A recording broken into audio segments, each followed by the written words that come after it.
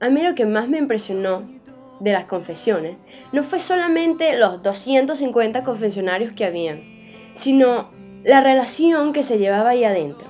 Pero entonces, que tú podías ver, no era lo típico de ver al sacerdote sentado con la rejilla y la persona al otro lado, que también había, pero además de eso, había gente también que estaba el sacerdote sentado en el piso con la persona que estuviera confesando y estaban teniendo una conversación de amigos impresionante. Y entonces podía ser con cualquier persona. O sea, estaba el que tenía las rastas, el sacerdote con las sandalias, podía ser también el papá, había también muchos niños que estaban confesando y me pareció que eso era lo bonito, ver la diversidad en ese lugar.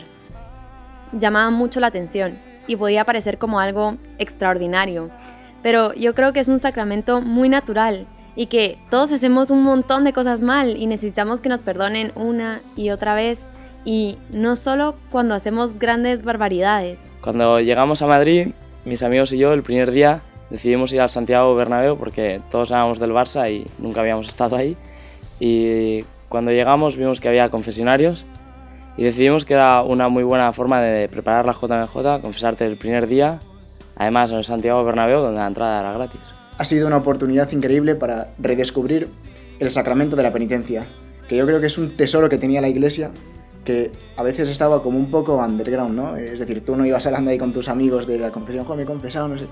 Joder, yo en el Parque del Retiro, en la fiesta del perdón, ver 200 confesionarios con miles de personas confesándose, eso me ha ayudado realmente a ver que es algo que se valora, ¿no? La confesión, que es un sacramento en el que puedes pedir perdón y tienes la certeza de que, aunque tengas fallos, pues Dios te ha perdonado, y eso es una pasada, que mucha gente no lo tiene visible.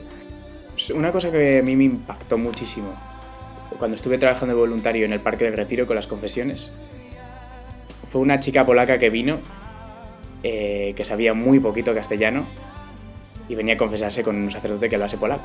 Justo en ese momento pues no había ninguno, ¿no? Y claro, es que ya se levantó y nos pidió que le dejáramos el folleto para prepararse la confesión en castellano. Se lo dimos, se volvió a sentar, pasaron pues 40 minutos preparándose la confesión en castellano y pasó, se confesó y salió feliz, ¿no?